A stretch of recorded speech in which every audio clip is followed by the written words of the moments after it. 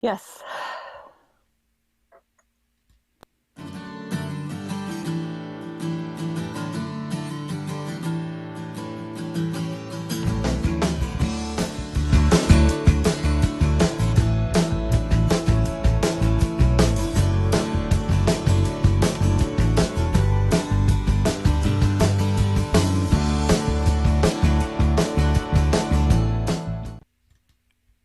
Welcome, everybody, to Mary Giuliani Live. I am so excited you're here tonight. We have a really, really amazing show. We've got Sheila Rubin, who is a licensed marriage and family therapist and is a healing shame expert. And as many of you, if you've watched my show before, know that this topic is very near and dear to my heart since I've done so much work with Brene Brown and other types of thought leaders on healing shame. And so having Sheila here is such a huge treat. And so we're going to get to Sheila in just a few minutes. She's in our virtual green room. Um, and welcome to all the people in the chat room. And we're going to have a great show. I always like to just mention what the whole focus of the show is, and that is really about your transformation. And what I found is when we give ourselves the gift of putting ourselves in environments and with people that are committed to their personal growth and that are really kind and compassionate and supportive, that amazing things can happen. And that's what happened to me 30 years ago. I started getting involved in a lot of different transformational and support groups, and here I am being 100% authentic in my life and supporting you in doing the same thing. So in order for you to continue to know my guests that are coming up, I would like to encourage you to get on my email list. All you need to do is go right up to my website, which is right above me there, maryjuliani.net, and go to the free newsletter, and you'll get to know exactly who my guests are that are coming up. And I'll also include links to the previous guests so that you can listen to recordings where maybe you couldn't catch the show live. So it's a great way to, just stay in the loop, because that's the whole deal with transformation and having a great life is you have to be committed to the process and putting yourself in structures that will support that. And so having this show to watch or get involved in is really a key piece. So make sure you get on my email list. I just send out one email a week, and we'll get you hooked up there.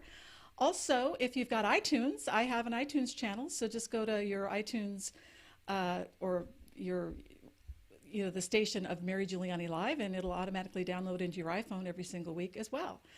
Um, Now, for those of you that are in the chat room, or even if you're not in the chat room, what you need to do is you just go right below the live stream box, which is on my website, and log into the chat. And if you want to log in really quick, you just click on Facebook and it'll log you in with your name. If you don't have Facebook, you can log in with the chat program itself, and it'll put your name there. And so, yeah, it's and what we want you to do is to be able to ask Sheila or me questions throughout the show or make comments. So we'd love to have you join the conversation as well by getting involved in the chat. So what can I say about Sheila? Oh my gosh. I found her through her website, healingshame.com, and she was actually referred. One of my very first guests, Ruth Schwartz, wrote a book called Soul on Earth and referenced her this website in her book, and of course I was interested in it, and then I got on Sheila's email list, and then lo and behold, here we are tonight. So you never know who's going to show up in your life, and so Sheila, like I said, is a licensed marriage family therapist. She's a healing shame expert. She's been in the mental health and healing field for 30 years and integrates many different types of modalities in her healing shame work. And so I'm so excited to have her. And let's bring her on. Sheila, welcome. Welcome, Mary. I am so happy to be here. Well, I'm I'm so glad just you're here, delighted. Sheila.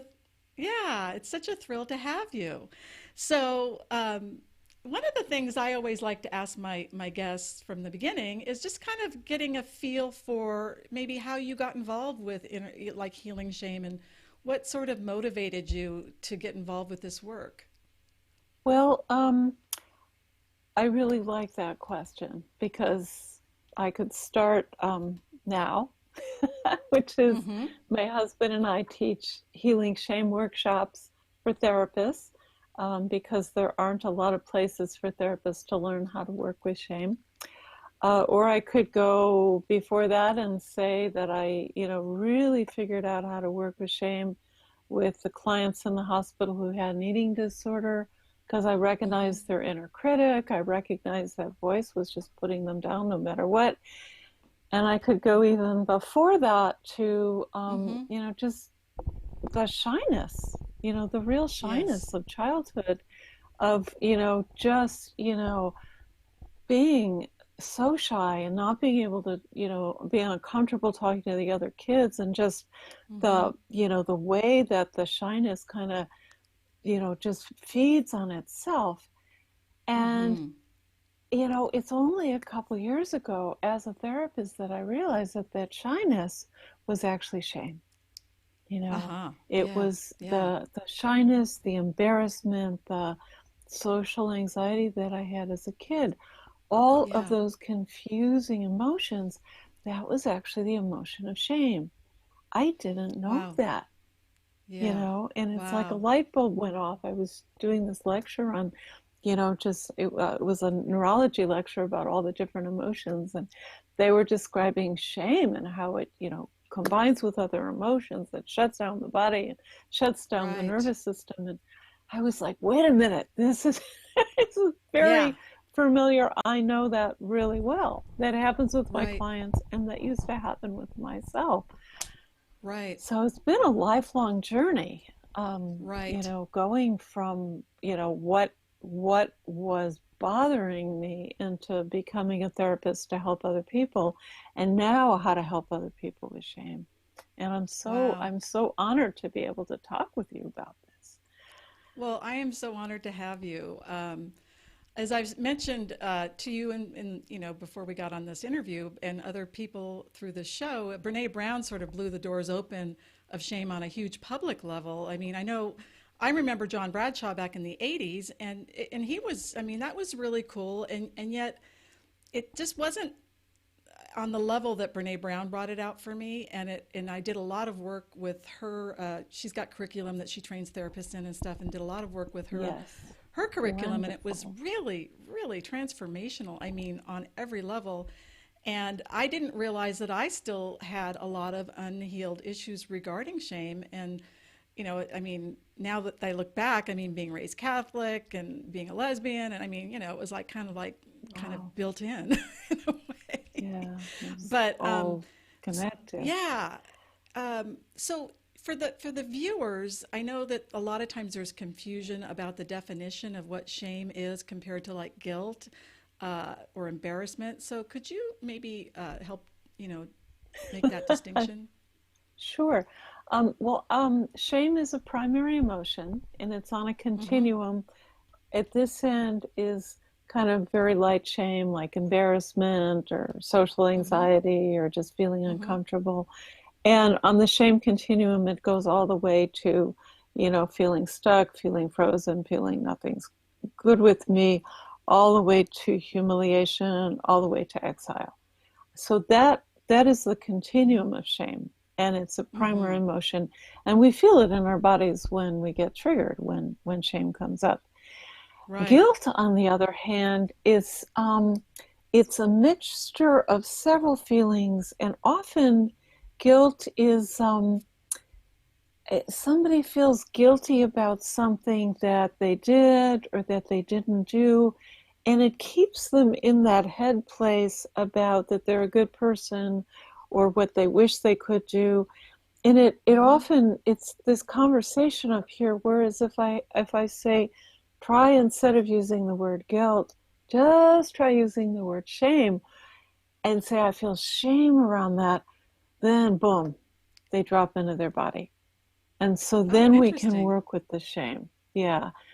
I see guilt as healthy shame, that it's like there's Yes. a healthy part of shame that can teach us about boundaries, teach us Mm-hmm. about, not making a mistake again, let warn us. It's there to protect us, warn us, Mm-hmm. about things. And so guilt is very important. And it's kind of a combination of shame and remorse. And it's Right. important to work too. Does Right. that make Exactly. sense? Yeah, it does. I mean, it seems like it's interesting. You're the first person that's like combined the definition of guilt and shame under shame in a sense, where Yeah, a lot of people I hear say, like guilt says I did something wrong, shame says right. I am wrong, I am right? I mean, something wrong. yeah, Yeah, yeah, exactly. yeah, Um, so what's interesting, another really good psychologist that I listened to some really good stuff on talked about how the thing about guilt is that if we don't forgive ourselves, then we feel unforgivable, which then causes right, shame. So self forgiveness right, is really important too. right. So, Self-forgiveness is the key to healing shame, and yes. so when I teach people, I do mindfulness exercises and somatic exercises, and I Mm-hmm. used to work with women who had an eating disorder, and as soon as I helped them shed a little bit of light on that inner Mm-hmm. critic and that Mm-hmm. process that was going on inside of like blaming themselves for everything, a little bit Right. of light would shed there, they'd wake up and they'd see it, and then instantly the inner critic would come and just Mm. blast them even louder. So the more mindfulness, the more light, the more attack. And so I Mm-hmm. had to kind of establish kind of um, an inner coach to help them, kind of guide them Yes. to not attack themselves. And the Right. mindfulness is a brilliant way to work, but Mm-hmm. it opens up what we've been doing wrong. You know, Yeah. Yeah. Exactly. I, I Well, have a great you know, story about this. I'd love to, I'd love oh, to sure. share Go with you. ahead. You asked me to, Absolutely. to think of something that, where I, was really in a shame moment and kind of like how I come to this. And I was thinking of this moment where I was like, I was still in my 20s and I hadn't gone to graduate school yet, but Mm-hmm. I was the night counselor at agency for children in Portland, Oregon. And I'd drive my car and I'd pick up the runaway kids, and I felt so like I was doing really important work. But then Mm-hmm. they wanted me to go to the meeting of the day counselors and become a day counselor. So Uh-huh. I froze in the hallway. It was like the meeting was at noon. I'd never met any of the day counselors, so I was a Yeah. little, I was feeling Yeah. shame, anxiety, huge, fear, Mm-hmm. uncomfortableness about that. And I opened the door 5 minutes early to be early, and it was filled with people having lunch. And I Yeah. just froze and I thought, well, is this the meeting early? Is this Yeah. the people that are going to be at the meeting?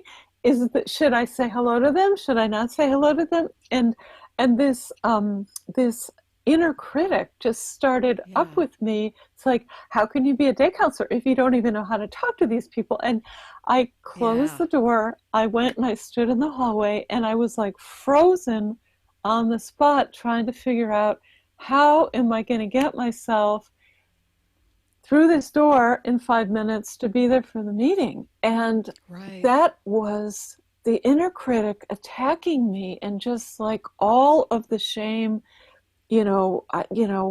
shame makes us feel stupid. Shame makes us feel like we can't even think straight, and it Right. freezes us. And so I had that, Right. and so what happened was somebody, a kind one of the day counselors, she Right. opened the door and she looked at me and she's like, "Oh, are you Sheila Rubin? Are you the new day counselor?" And I'm like, Yeah. "Mm-hmm." I couldn't even speak. And she just Yeah. like reached out her hand, and she took my hand in her hands and she said, "I'm so happy to meet you." And she grabbed hold of my hand and she said, "You come Mm-hmm. in here and sit next to me." And so she took me all Oh, through my terror of shame and all of that shyness, and I sat next to her, and right. she became a really good friend of mine, as being one of the day counselors. But if I hadn't gotten through that moment of shame, I might Right. still be in the hallway. Ah, yes. Yes. Physically and metaphorically. Yeah. Absolutely. Well, thank you so much for sharing that because it really speaks to, well, of course, we all have shame, depending on the degrees and everything. And yet, there's like a physical sort of reaction that we experience, and a mental, reaction, like, and what I've heard it called a shame spiral. And Yeah, could you share, because I didn't even realize that that's what that was until I right, read up on the Brene Brown stuff, and it was like, oh my God, that's what that is. right, right, right, Yeah. right. To realize that, just it's these are the physiological symptoms when shame is in our body. The breath gets short. Yeah. The face may get a little bit flushed. The shoulders Right. kind of hunch down. The breath gets even shorter. And then there's this kind of rolling in, rolling down, and ultimately looking at the feet, looking at ourselves. Right. And in this process, there's the cutting off of eye contact with the person. There's the Mm-hmm. cutting off of connection because, there's so much of the shame. And some people feel they get these, repetitive thoughts about, you're never going to do Yeah. anything. You're never going to be right. Da, da, da, da, da, da, da, and it just kind of goes round and round and round. Or Right. they feel like the floor dropping out from under them. Or my Right. favorite is the client that came in and he said, when when I go into this state, he's like it's like something from the goop, the soup from this underworld reaches up and grabs onto me with his hand and Yeah. drags me Yeah. into the deep morass. And he says, and I Yes. can't think and I can't talk. Oh, absolutely. I mean, I know for me, one of the things that's really key when I know I'm in a spiral is I can't stop ruminating about the Right, interaction that I had with a person, and it can go on for hours. But now that right, I have these tools of how to right, talk myself out, well, actually how to reach out to people and get support, I don't have to stay in it. But before I had these tools or this awareness, I could stay in this state for several hours, if not, continue for a day or more. And what does Brene Brown say? Something like, when we're in a shame spiral, we're not fit for human consumption. I mean, we yeah, really, our frontal lobe yeah. goes offline. And Her frontal lobe goes offline. And, yeah. her definition of shame is the painful feeling or experience of feeling we are not worthy and therefore, Hmm. unworthy of love and belonging. I don't quite have Right. that right, but we're Right. not worthy of love and belonging. Right. That's the cutoff. Yep. There's Yep. something wrong with us. And to Right. understand that and to Right. realize that it's a phenomenon, it's not Yeah. us, it's this Ah, thing that happens, that's and that interesting. it's It's not us. That I've right. never heard that stated before. Yeah, to Yes. realize Yes. it's not us. And when I Yes. work with women who had, an eating disorder and they had that rumination, and no matter what we did, they were ruminating about, this or Hmm. that or this or that, and the inner critic was just attacking them. And Right. I had to just like slow it down and Right. just, kind of just slow it down and goes just like, wow, this is Hmm. the emotion. What is the emotion? And it was like the depression and then it was the shame, Hmm. putting them Hmm. down. And it was putting them down because it didn't know what else to do. And so Right. I give that voice something else to do. Mm. I help Nice. people externalize the shame onto a pillow, onto an object, onto Hmm. something on their desk or something in my Right. office so that Right. it's not in them. And one woman, her first session, I had her imagine that the shame, I didn't say it was the shame, but I said, that voice that puts you down, can you put that onto a pillow and put the Right. pillow on the chair over here? And she said, wow, I thought I was my eating disorder. that now I realize I have an eating disorder. And now Yeah. it's like I do this with people, and it's like they're like, well, I thought I was my shame, but now I realize I have shame, and Right. it's And that's a over huge there. distinction. Yeah. Yeah. It's it's Yeah. huge. And this is all Well, the the same thing difference with in the world. the same thing with addictions, any addiction. I've been in recovery with alcohol for many, many years. And the whole thing about, saying you're an alcoholic, I mean, if you when you make that statement, I'm an alcoholic, you're Right, basically claiming your identity as an alcoholic versus right, it would be like saying, "Hi, my name's Mary and I'm a diabetic." You know what I mean? It's like, right. no, you have that, but it's not who you are, you know? And It's not the core of who you are. exactly. And so we can get caught up in that. And I wanted to mention one thing because this is so key for me. The thing about shame for me was it it kept me uh, I was so uncomfortable I had so much pain around it that the idea of even sharing with anybody was just too painful. So it left me feeling like I was maybe a very, very small percentage of people that were that bad or that unlovable. And so it kept me in it. And when I did the Brene Brown work, it was like, oh my God, this is like normal. And like, this is like everybody has this. And if you don't have it, you're like a sociopath. So it's like actually kind of a Yeah, good thing that you have it. And it just kind of blew my yeah, mind. And we live in yeah. such a perfectionistic society that there's all these expectations put on us and we get shamed if we don't meet them. So what would you say about, the normalcy of this emotion? Oh, I'm so glad you named that. That's one of the first thing I do is I normalize, normalize, Yeah. normalize, normalize. I join them by saying, wow, you were late to the session today. I was late to the session last week. It's like we're both Yeah. human. Sometimes I Right. can't spell worth a damn. That's my, Right. Right. that's something I'm embarrassed about, but I'm not embarrassed about it anymore. It's a weakness, it's a flaw. We're Exactly. not perfect. So the Exactly. normalizing of shame as an emotion that everybody has, it takes it out of secrecy. Shame Completely.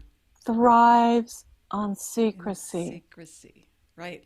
And Right. when Well, we yeah. name it and normalize it and join with somebody and go, oh, you're embarrassed about that too? You have shame too? I have that Yeah. too? Wow, Yeah. we're Yeah. both human. Well, It's a big exactly. I mean, relief.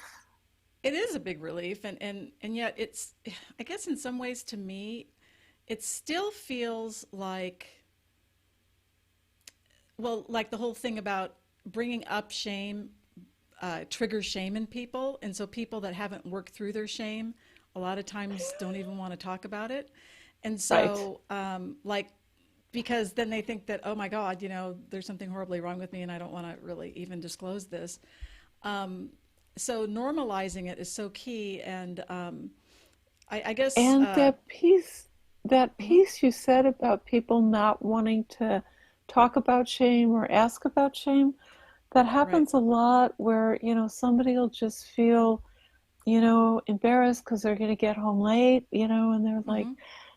all the friends are at the dinner party. They got there before her, the kitchen flooded, all these different things are happening. And, she's like, why didn't I just call and tell one of my friends to take, take something out of the freezer and put it in the Yeah, oven? Why didn't I just tell her to do that? Instead of thinking I'm supposed to be superwoman. And it's like that, that, being able to say, I'm a little embarrassed about this, or, this is a flaw that I have, or I just can't do this thing. And can we talk about it? And can we, absolutely. have it be okay? It doesn't have to be, things don't have to be perfect. Exactly. Exactly. And I think the other thing that really helped me was to understand that since shame is transferred in a sense to us in a social context, that it must be healed in a social context.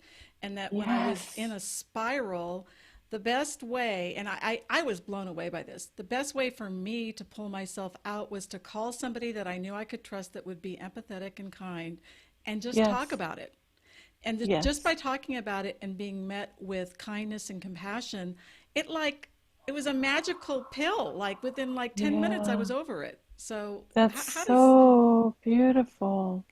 yeah, That's the coming out, by sharing, by taking that risk. yes, Brene Brown talks about resilience. It's like by yes, taking that risk and by coming out of the secrecy of the shame and sharing it mm-hmm, and being mm-hmm, brave and sharing that with somebody, it takes it out of the hidden quality and it's into now a shared experience.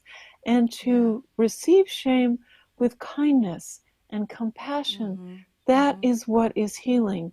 There's this beautiful phrase that Gershon Kaufman says, um, shame is the breaking of the interpersonal bridge. So, this interpersonal bridge of connection, expectation of, you know, we care about each other, we know about each other, we're going to have, some kind of expectation of a respectful conversation, but oh, mm-hmm. somebody's yelling or somebody misunderstood or something, and this rupture happens. And so when this rupture happens, shame is the rupture of this interpersonal bridge. And And the so, interpersonal bridges between ourself, right? Between, well, the first bridge, there's two bridges.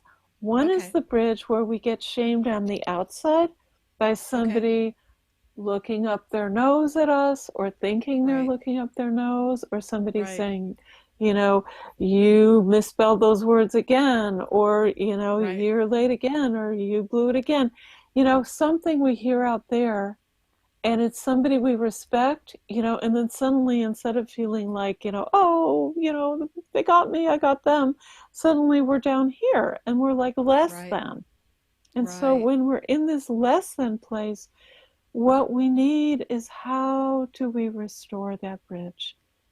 And it Mm, needs to be restored with a kind voice and mm-hmm, understanding and mm-hmm, empathy and counter shaming. And I do work that is mm, counter shaming. Shame can be so toxic that I do something mm-hmm, called counter shaming, which is I acknowledge the person's strengths.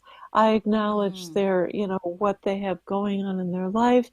And I just do mm-hmm. a lot of countering the shame before we ever go near the shame, before we ever start to work Oh, on it. nice. I Oh, keep nice. countering their shame so that we build this interpersonal bridge of trust and connection. Mm, And so good. that's how the work begins, Yes. in with me having, care and connection of that. Oh, that's so key. Wow, that's so neat. I love that. I've never heard of that sort of concept of counter shaming, so thank you for that. Um, you know what's so interesting to me after I really dug into this whole topic for myself and just in my own personal growth is how so many other problems that people have at the root is shame, like Yes. rage or perfectionism or like excessive anger. And you would think, well, how could that be related to shame? Could you share a little bit about that? Oh, I'm so glad you asked that question. Or Um, narcissism isn't that yeah, shame based? Mm-hmm. this is the $50,000 question. In the olden days, they had that show where it's like somebody would get that question and they would like win Oh, the $50,000. $64,000 question. Yeah, that's Sixty-four right. Yeah, thousand yeah, yeah. dollars. That was it. Ding, ding, ding, ding, ding. Yeah, yeah, That's the yeah. $64,000 question. Why are all these things happening? And what I can say is, most of what I see in my office is not shame, but reactions to shame. Um, Right, there's a right. book called Shame and Pride by Donald Yes, Nathanson, I've and read it. Yes. and he says that we can't handle shame, our nervous system can't hold it for very long, so we do four things: attack ourselves, attack somebody else, Right, deny, or withdraw. And right. so most of what is Oh, that's happening so in good. I the got to write that session down. Okay, are wait. those four things. Attack Yeah. ourselves, attack others. What was the Deny, third one? Deny. Uh-huh. deny, or withdraw. Okay, And when we're good. attacking ourselves, that's the inner critic. What's wrong with me? I should have done better. Da Right. da da da da da da da. The inner critic can turn into self-harm. It can turn into an eating disorder. It can, it can just keep spinning and not stop. The attack other can turn into attack somebody else. Um, Right. Put the other person down, start a fight, start an argument. It's the other person's fault. Why Right. aren't you there for me? Why don't you pick up the phone? You know, they were feeling shame, but they don't know they're feeling shame, so they blame the other person. In Right. extreme, that can turn into domestic violence, and it can even turn Yeah. into, killing somebody, like Oh, yeah. these, mass killings. The murder suicide things or whatever. Yeah. Exactly. Wow. And then the Wow. deny, or the withdraw, well, the deny is, shame. What shame? You know, there's no Right. shame. Right. And that's all of the addictions. That's dissociation. And it's even kind of a cling, fawn kind of reaction where we can't have our access to anger. We can't like confront somebody, but we can't like leave the situation, but we stay attached, no matter what. And a lot of kids in childhood have that cling where they just, they're gonna, they're in shame, but they go into addiction, and they go into sex addiction, or all of the different, food, alcohol, Right. And that's drugs. what happened with me. I mean, when I was 6 years old, it was food. And it was because there was Oh, so much emotional tension. And I honestly feel like it was emotional violence because there was a lot of fighting and stuff. wow, And so I think, wow, yeah, I naturally just felt there was something wrong with me and started eating and then started getting bullied because of being overweight. And so that, and wow, yeah, it was, and I didn't, back then, my parents thought it was a diet and exercise issue. They didn't think it was anything to wow, do with their completely dysfunctional relationship and the toxic energy that was happening in our home. So, yeah, wow. And so now yeah, you understand that, and yeah. I hear in your voice the compassion you have for yourself, Oh, understanding. oh, yeah. That's taken a while. Yeah, yeah, Yeah. You know, the reactions to shame are actually, a lot of people put themselves down, for their addiction, or, whatever, hmm, however they're reacting. Um, and what we say is the reactions are the best way to deal with a profoundly untenable situation, and it's a way that you learn to survive. A lot of people learn to yeah, survive through food, through addiction.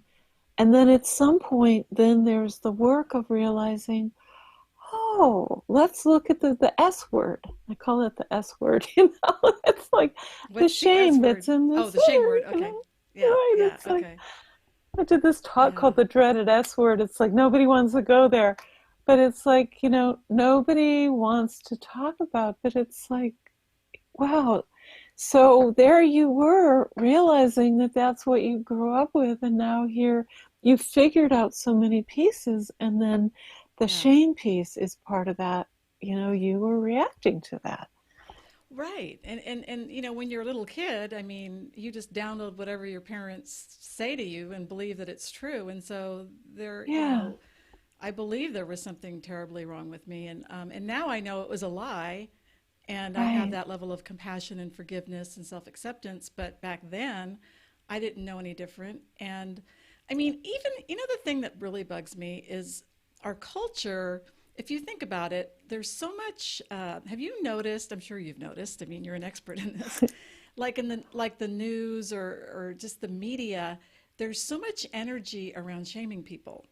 You know what I yes, mean? Like it's like oh, we caught you telling a lie, right, or we caught you right, doing something right, dishonest, or and it's like yeah, there's this whole energy around perfectionism, and or we caught you, or now we see that you failed, or whatever. And there's not a lot of room in our culture for just being human, having weaknesses and falling down. Any Yeah, comments it's about so that? beautiful. It's so beautiful what you're naming. I mean, it's very sad, but it's like what you're saying about, it would be nice to have compassion for, you know, falling down, not being perfect, not being at our best. And this whole counter-shaming idea, what we do is instead of shaming people and telling them they blew it, Mm-hmm. there's the counter-shaming of looking at wow, you were in an untenable situation and you did Right. something brilliant. And what you did allowed you to survive and become who you were now. So Yeah. it's like that was brilliant and you don't need to do it now. But it's like Right. if society could have compassion, if Right. there was a way for people to, like Martha, I'm forgetting her name, uh, Martha Lewinsky, the fellow with President Clinton, she was Oh, so Monica. shamed. Yes. Monica Monica, Lewinsky. sorry. Yeah. Yes. My Yes. names are not here. But Monica Lewinsky was so profoundly shamed. Mm-hmm. The media Mm-hmm. had a heyday with her, with him, but Mm-hmm. especially with her. How could she? Da da da da da da da da da da.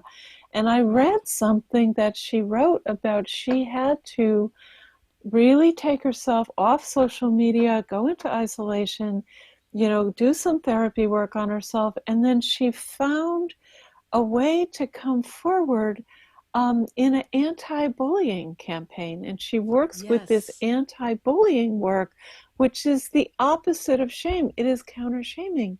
So she Exactly. was bullied by all these people who were trying to shame her. And, Right. that doesn't work very well. It is Right. bullying. It is Yes. horrible. Yes. Well, and it's like it makes money if you think about it for these Yeah, news organizations because I think on some level the shadow in all of us wants to feel a little bit better about ourselves by seeing somebody right. else that's worse than we are. Of you course, know of course. and anyway so we've talked a lot about so far, not a lot, but at least half the show about sort of how shaming happens or shame happens. Maybe we could talk a little bit about how to heal. Of course, Ooh, that's what we're up for. And so, and one of the things I love about your work is you bring in a lot of somatic work and drama therapy, and you've worked with yes. EFT with Sue Johnson.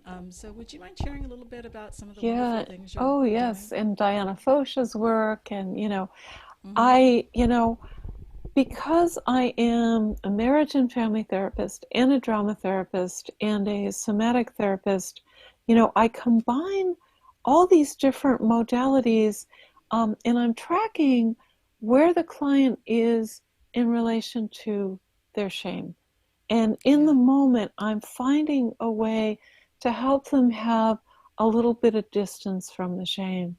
So the first thing I Yeah. do, I normalize it. I educate about shame. We talk about it before we ever go into it. I share a lot about, what shame is, how it's actually a survival mechanism. It's there to protect us.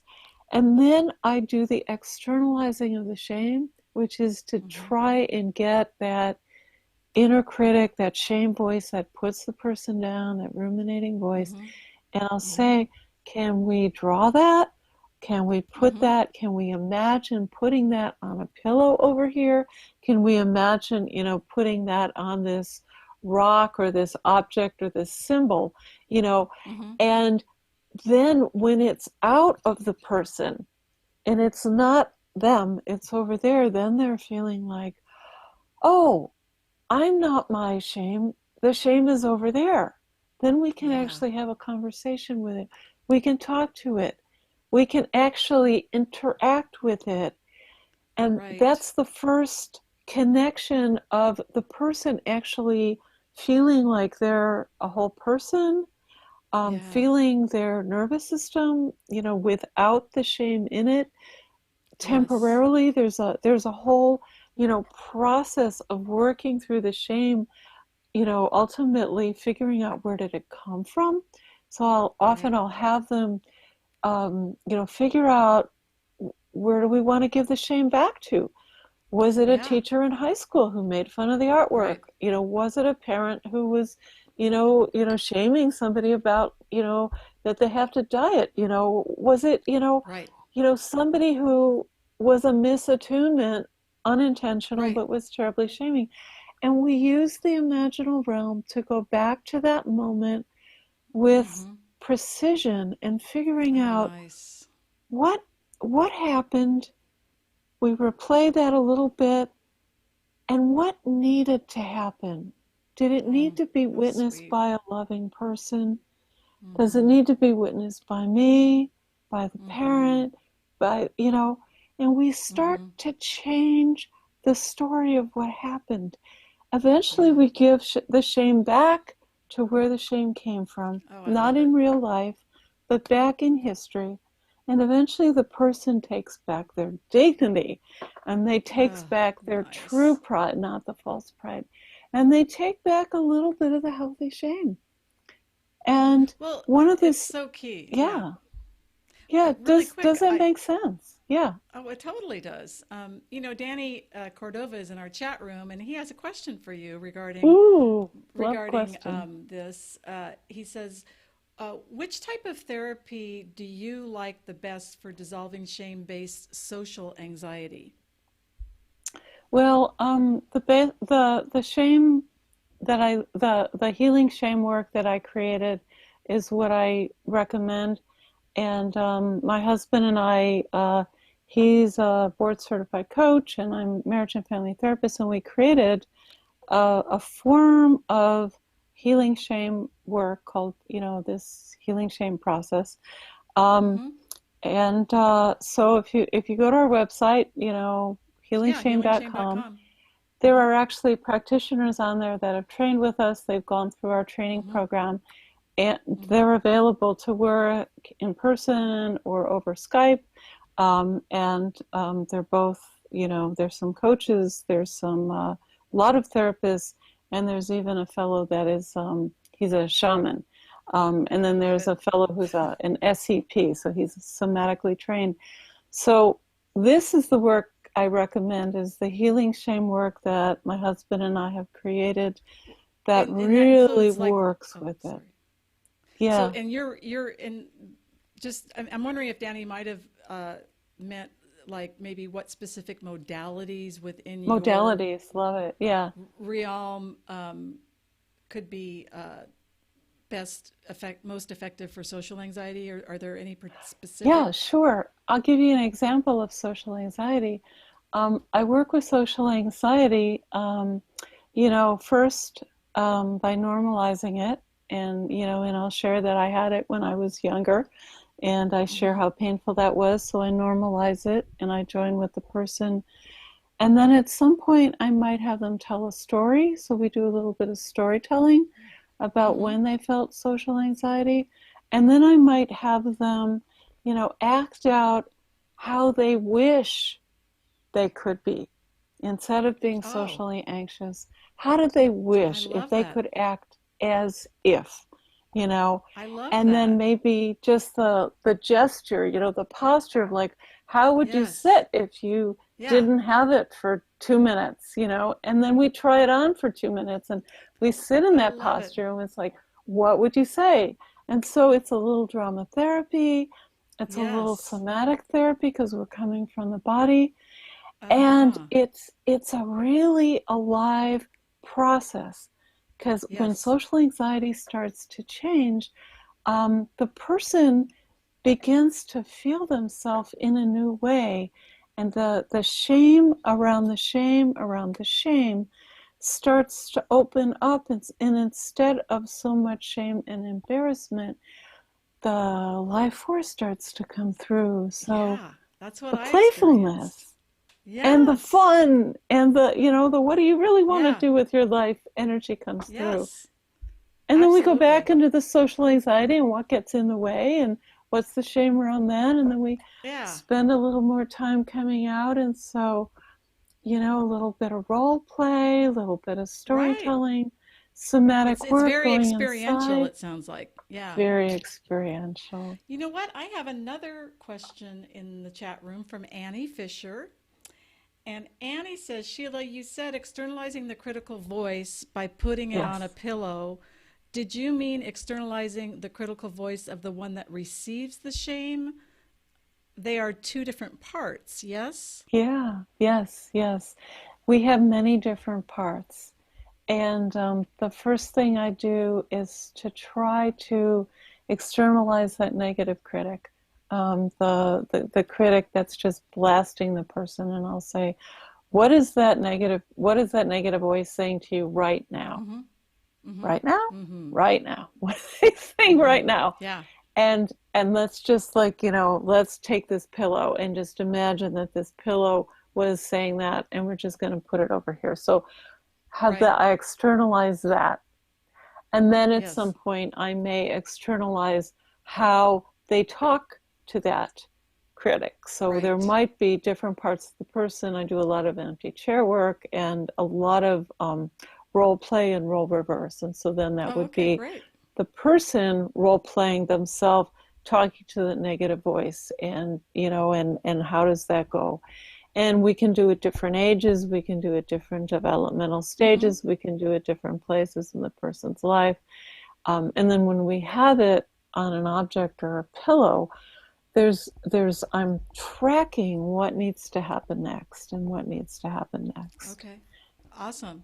You know, Danny also asked, can the social anxiety modality that you mentioned work well with other therapies like DNMS? I'm not sure what that is.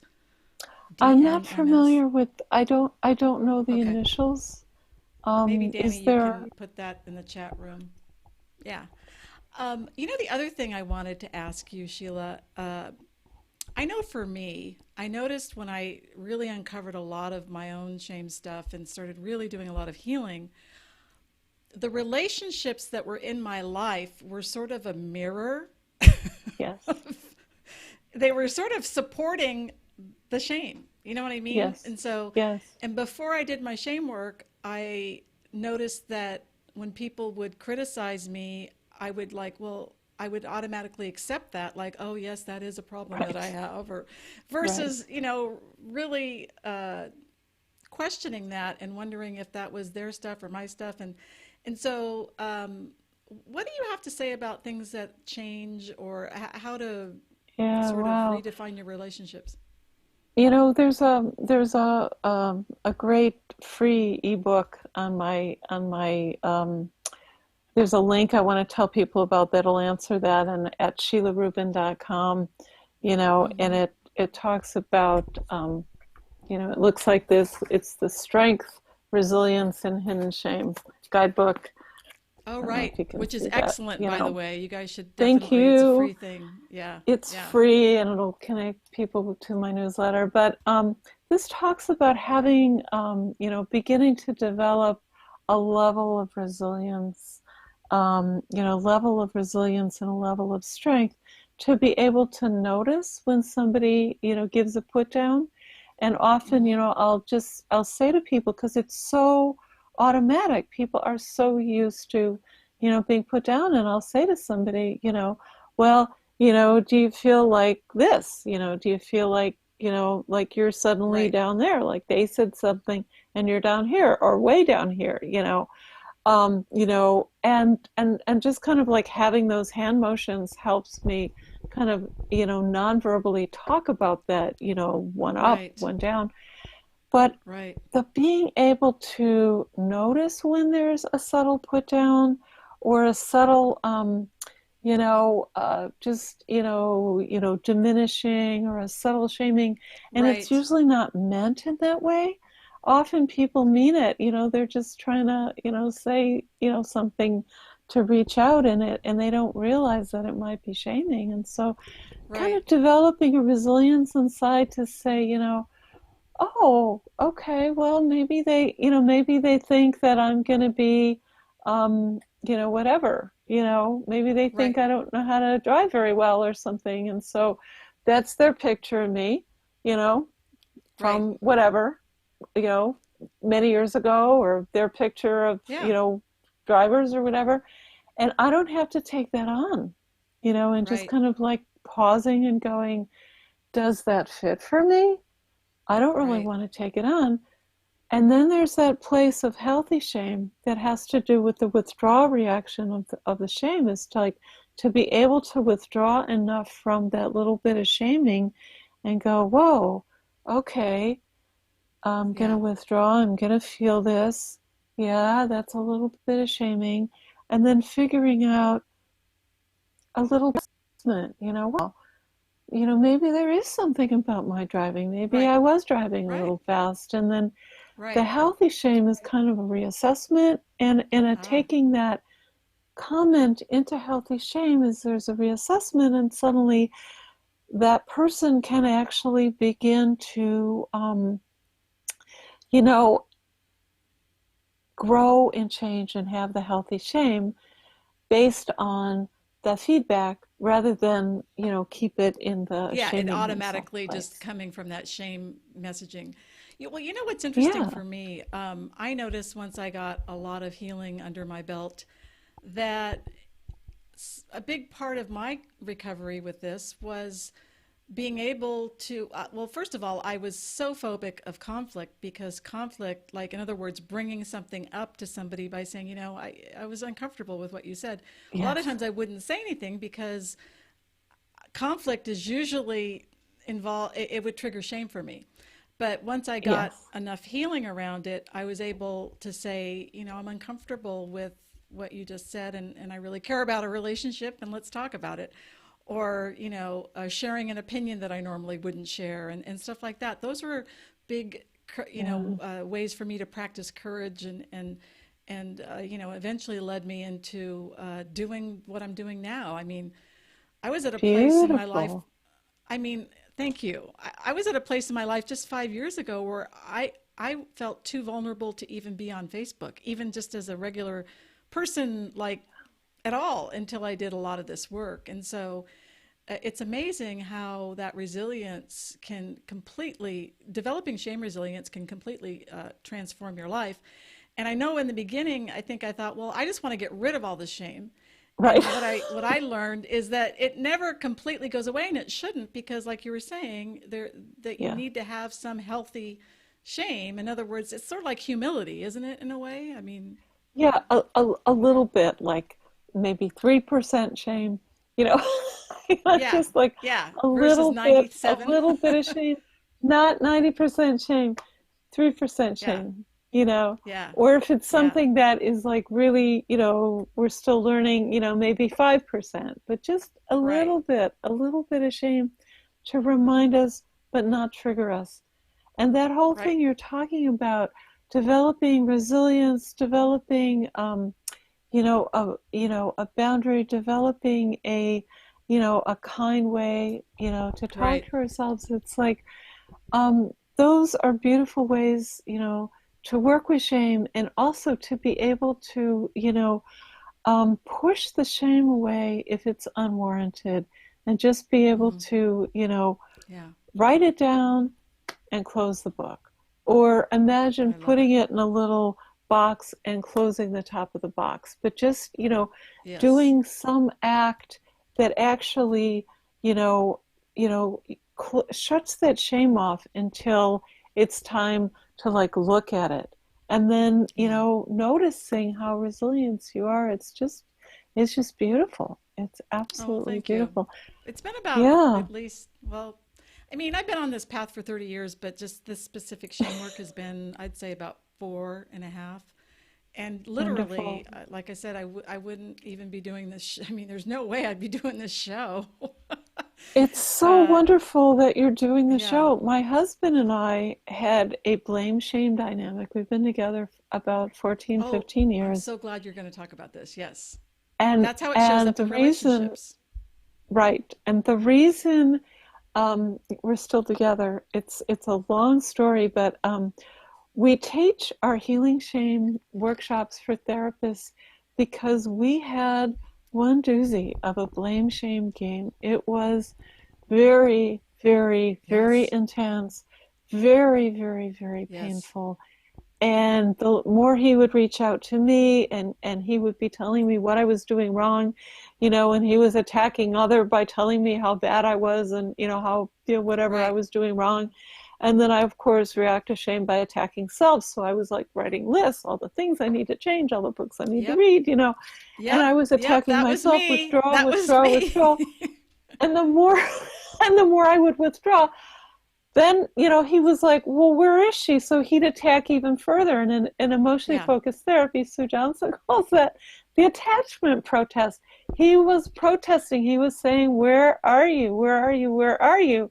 And I was busy, attacking myself, reacting to shame.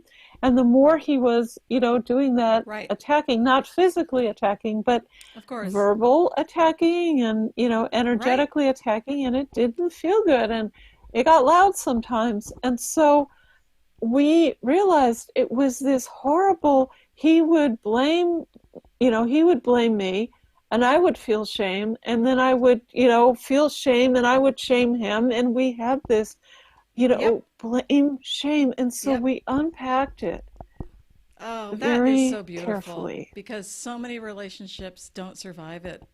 Yeah. Wow. Yeah. And the other thing I wanted to cover too, since the title of this interview is about how shame creates havoc in relationships, work, and addictions. In terms of work, I know for me personally, one of the reasons why it took me so long to get into the work I love was because I was uh, told when I was a little girl that if I didn't put other people's needs first, that I was Mm. a bad, selfish person. So Oh, instead of me, yeah, so instead of me like being true to myself and putting my needs first, I was always helping other people and never really right, feeling that sense of fulfillment and never really focusing on me. And when I did, I felt guilt and shame. But once I did the right. shame work, it's like I got permission to put my needs first and be true to myself. And so, what do you have to say about shame and work? Wow, wow. This is really beautiful what you're sharing. That's Thank you. really a beautiful figuring that out. Um, I think that we're all good enough as we are. We're all Hmm. perfect, all incomplete. What is that? Yeah. Louise Hay used to say, it's like, Yes. we come in, just radiant beings. And that is the Mm. truth of it, and then all of the blame and the shame and Hmm. the getting put down by, parental figures or work figures or relationship Hmm. figures, of Hmm. not doing enough, or whatever those things are, you know that is part of the dynamic when we have a misattunement, when we don't Hmm. get enough work done, or we don't Hmm. something. It's like, and there's a misunderstanding or a misattunement, or somebody really makes a big mistake. There has Hmm. to be room for accepting that, and if a person can accept it in themselves, then they teach other Right. people how to do that. Right. And so part of Totally. the getting out of this blame shame game is we have to, it's an inside job, being Hmm. able to stop shaming ourselves. And often Hmm. we can't do that until we, have a friend or a therapist that can Right. work with that lethal toxic shame. Wow. Well, Healthy thank shame you, is a Sheila. good Yeah. thing. Toxic Yes. shame, too much. Yes. Yeah. Well, we got to wrap up here because we're at the top of the hour, but God, I could talk to you for hours. This is so I'd great. love to talk with you about this again. This is I would wonderful. too. This is just incredible. Well, I always like to ask my guests if there's one message that you'd like to leave with our viewers, what would that be? Like that you're Um, most passionate about? yeah. Um, it's not your fault, Mm, when that shame voice mm-hmm, comes up, to just say to mm-hmm, yourself, it's not your fault, whatever mm. that voice That's so says. good. Yeah. Yeah, can you feel that? Oh, yeah. Yeah. Yeah. And Wow. just the other is just be kind to yourself. Yeah. Wow. And then read Self-compassion. our website, Yeah. And healingshame.com well, I has was going to lots say, of how can people free. reach you and work with Yeah, you? And there's free, there's free articles, there's, there's yeah, two free free webinars, videos. Yeah. there's free Yeah. videos, and So then that's healingshame.com and then sheilarubin.com, healingshame.com. right? That's my husband, Brett Lyon, and I. And we teach Okay. workshops for therapists. We have a workshop, a whole training program starting again in the fall. So please, check that out. And then sheilarubin.com, if you want to be on my newsletter, just sign up Yes. for my, strength, Yes. this wonderful book. It's a free online Yes. book It's on my fantastic. website, sheilarubin.com. And stay in touch. Oh, I will. We're going to be doing something for the Self Acceptance Summit, Okay. for Sounds Oh, I didn't even True, know about and that. Okay. many things. Self Acceptance Summit. I love that. Okay. Well, Sheila, Yeah. this has been a delight. Ooh, And I definitely would love to have you back. So thank you so much for joining us. And we will see thank you, you real soon. Mary. Thank you, Okay. Bye thank you, thank bye. you. Bye. Wow. Sheila Rubin, healingshame.com. You've got to go to her website. There are so many great videos, and like her download is really, really good. Or SheilaRubin.com and then healingshame.com. They're both excellent websites. So I'm telling you, this work on healing shame has been the most profound work I've ever really done, and it's really opened me up and freed up my energy. And so I just want to get the word out about it. It's so helpful, especially in the culture that we live in. It's hard not to get impacted by shame. So with that, I've got a couple more announcements, and then we are going to wrap up for the evening. I I like to do a coaching tip every week since I'm a coach, and I like to line it up with our topic. And since uh, we're on the topic of healing shame, I wanted to challenge everyone tonight to look at one area of your life that you know that you get triggered around shame with, and look at one step you can take to have some compassion, some self compassion, and really look at maybe how you can integrate that as a process, a mindfulness process. Or actually, Kristen Neff is like an expert on self compassion, has a free meditation download. I would highly recommend that for self compassion. But put it on your calendar and do it. You'll be amazed. And go to Sheila's website, get the support you need. Healing shame is something that you can't do alone. You have to get support because it's a socially contextual thing. So that's my challenge for you this week. As far as the coaching I do, I have two types of coaching. I have my Living Your Highest Calling coaching, where I work with women primarily, but if you're a guy, hey, I'm open too. But typically women that are in midlife, like me, that are wanting to share their gift with the world and are feeling like they can't get the kind of traction that they want to get. They can't seem to figure out the how, or how to make money doing what they love, or even discovering exactly what it is. I can help you. I have been there, believe me. And I would love to support you in living your highest calling and sharing your gift with the world. So just go up to my website, marygiuliani.net, and go to the coaching section. Also, as a live streamer, I can actually produce your own show for you. So, for example, tonight, if this was your show, you could be like me hosting it, but I would be in the background, sort of pulling all the strings and shifting from a single shot to a split screen and everything. So, or if you'd even like to have me co-facilitate with you, I can do that as well. And for more info on that, go up to the my website, marygiuliani.net, and go to the live streaming section. And what else? I have, of course, my one last thing, which is what is one thing that you can do for yourself that you can be more true to yourself and starting like tomorrow, and like one step you can take, and you'll be amazed at what happens when you start taking those steps. So thanks so much, everybody, and have a great week.